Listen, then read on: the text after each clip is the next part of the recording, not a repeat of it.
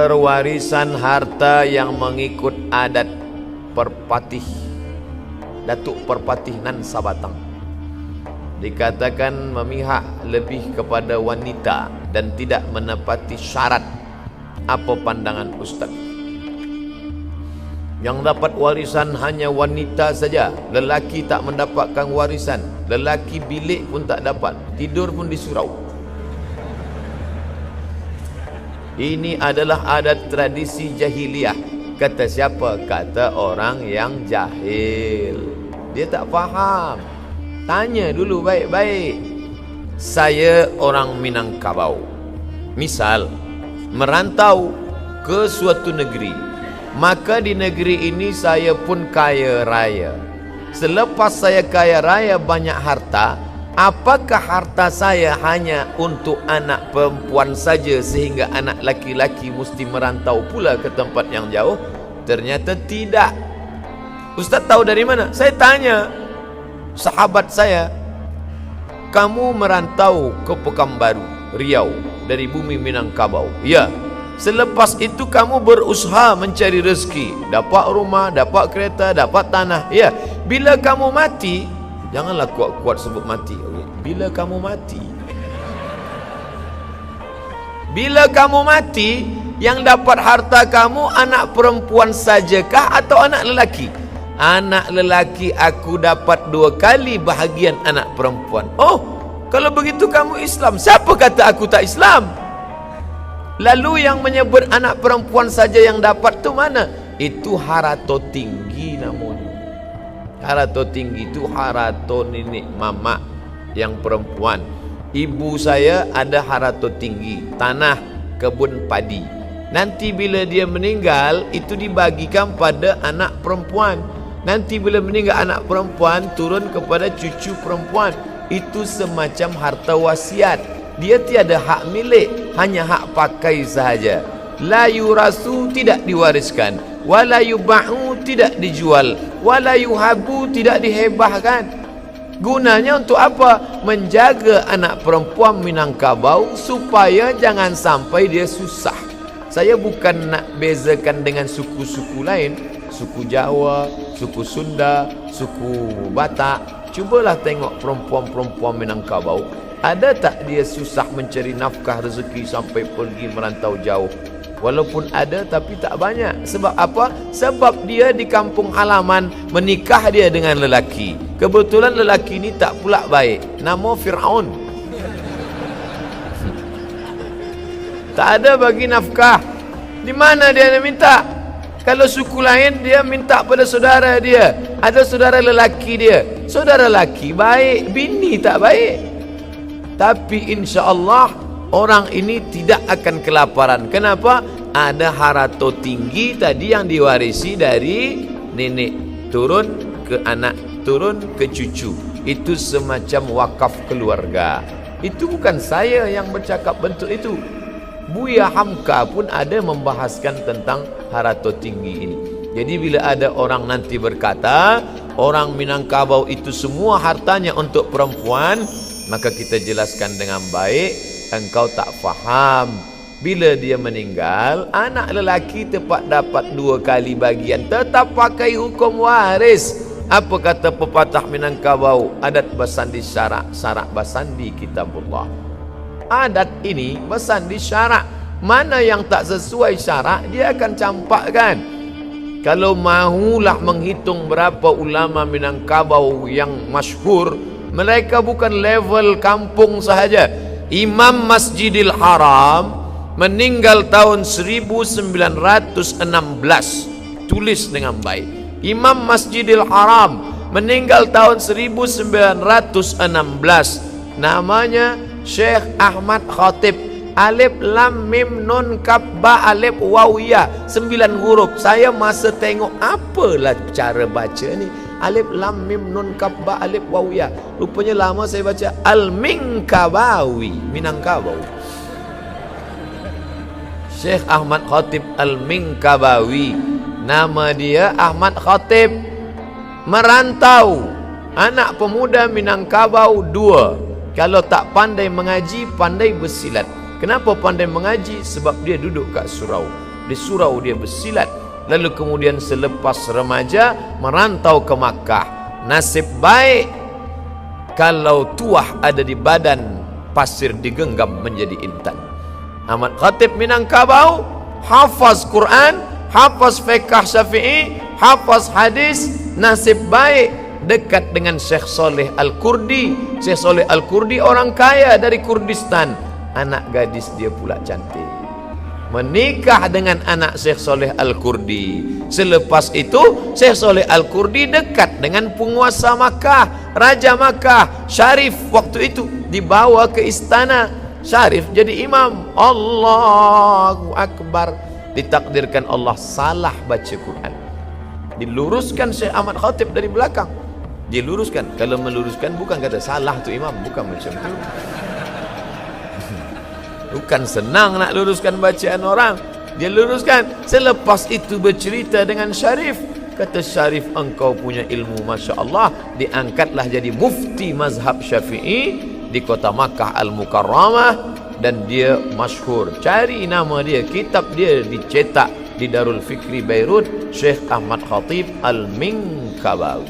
Manakala saya sampai ke Rabat Maghribi, saya belajar di Darul Hadis. Darul Hadis menerima pelajar penuntut ilmu 20 orang saja setahun. 15 orang Maghribi, 5 yang bukan Maghribi. Masuklah Tuan Syekh, jubah 2 lapis, pakai sorban. Masuk dia ke dalam, dia tengok semua pelajar baru. Dia tengok ada yang unik satu.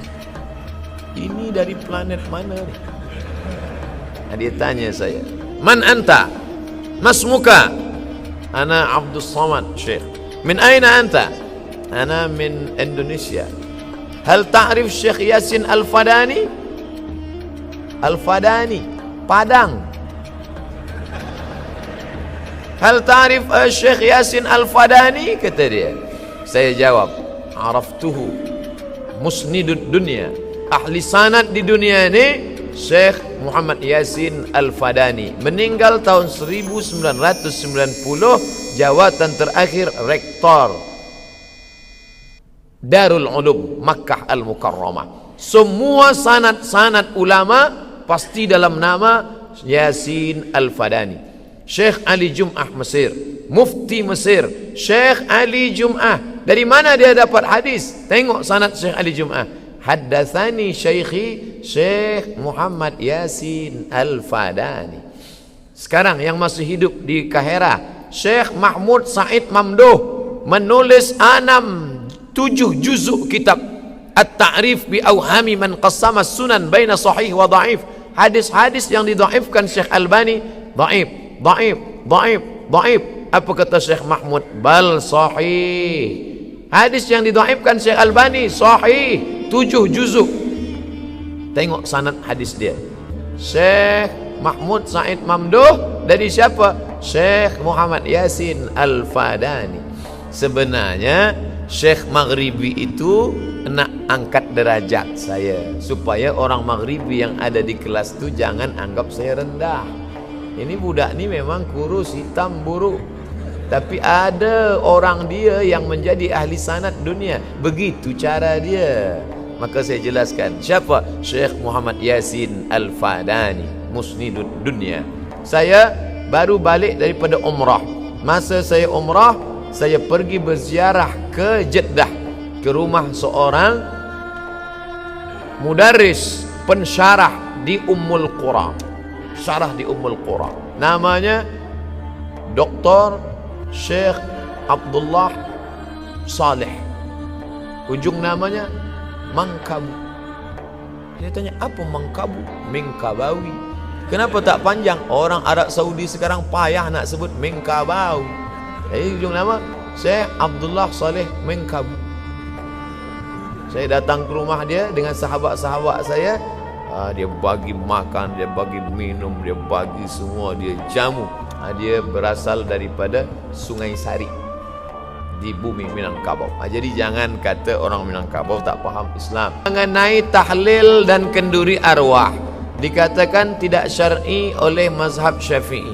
Kenduri arwah untuk orang lain. Isi kenduri arwah tu apa?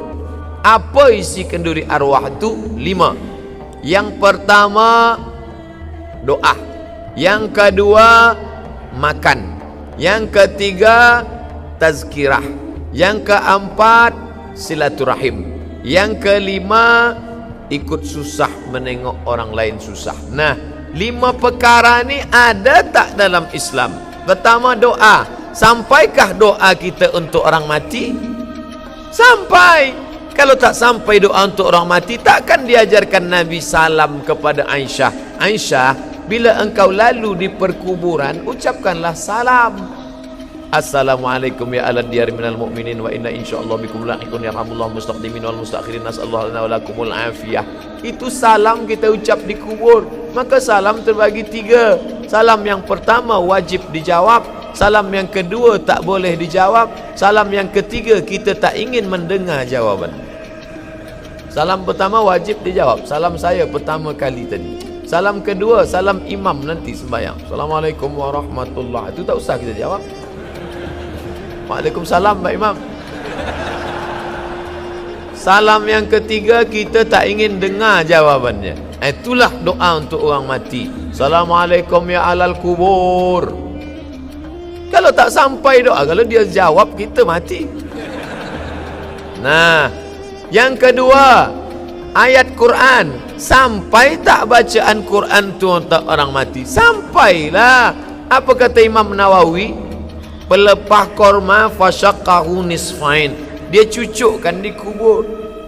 Sampai tasbih. Pelepah korma ni bertasbih, tasbihnya sampai untuk orang mati. Kalau tasbih pelepah korma saja sampai, apalagi bacaan Quran orang beriman. Itu kata Imam Nawawi dalam kitab Majmu' Syarah Muhadzab. Abdullah bin Umar bin Khattab, anak Umar bin Khattab, berpesan, bila aku mati nanti, bacakan pada bahagian kepalaku pangkal Al-Baqarah, pada bahagian kaki ujung Al-Baqarah. Tengok kitab Ar-Ruh. Yang menulis kitab Ar-Ruh ni siapa? Ibnu Qayyim Al-Jauziyah, murid Ibnu Taimiyah. Ibnu Taimiyah dalam kitab Majmu' Syarah Muhadzab mengatakan bacaan Quran untuk orang mati sampai. Ada ustaz dia tak nak pakai dalil-dalil, dia baca, dia ajak jamaah ramai-ramai baca Fatihah untuk almarhum fulan al-Fatihah. Lepas tu dia tanya, balik tak? Tak balik. Sampailah tu. Kalau tak balik lagi sampai. 3. Makan. Sampai tak sedekah itu. Ketika Ja'far mati, meninggal dunia, kata Nabi, isna'u ta'aman li ali Ja'far. Dulu orang-orang Melayu, bila ada orang meninggal, dia datang bawa beras, dia datang bawa air, dia datang bawa gula. Supaya apa? Supaya orang yang kemalangan ni tak susah kita bawa makanan. Tapi kalau ada dia kaya, dia buatkan makanan, maka dia berkata, puan tuan, datuk datin, ini bukanlah harta pinjaman, ini bukan pula punya fakir miskin, ini kami sebagai anaknya yang kaya ingin bersedekah. Bolehkah? Sampaikah? Saat ya Rasulullah, ummi matat, makku mati, afa atasaddaqu anha, kalau aku bersedekah sampai tak sedekah ni? Kata Nabi, tasaddaq, bersedekahlah. Ayu sadaqatu afdal, apa sedekah yang paling afdal? Kata Nabi, saqiyul ma, membagi air minum. Sedang air minum sampai, apa lagi sampodeh baung. 4. Apa lagi 4? Ada tazkirah malam itu. Bagilah tazkirah supaya orang tu sabar.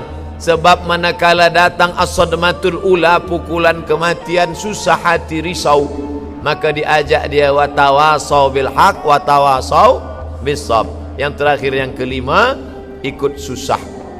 Datang kita itu pun ikut menyenangkan hati dia. Apa kata anak-anak almarhum? Alhamdulillah, dulu kami sangka ayah kami ni punya kawan sahabat waktu hidup sahaja, ternyata selepas mati pun rupanya datang juga Ustaz Somad. Apa hukum persilatan menggunakan aura dalaman seperti aliran macam aliran di Malaysia, aliran Margoloyo? Sebenarnya ini bukan aura, jin masuk ke dalam badan. Saya dulu pun pernah juga, tapi tak sampai jin tu masuk. Kami mengintip dari pokok-pokok kayu. Kami dulu kecil-kecil nakal juga, mengintip orang silat dari pokok kayu. Guru datang dari Jawa, dia salam murid ni, nak pesan apa? Nak jurus kera, dia salam memanjat ke batang kelapa macam kera. Nak jurus naga, macam ular naga. Rupanya jin tu dimasukkan ke badan. Dia kata aura lah, dia kata awak akan dibangkitkan auranya, ini segala macam. Jin masuk. Itu sudah ada dalam Quran, juzuk 29, surat Al-Jin.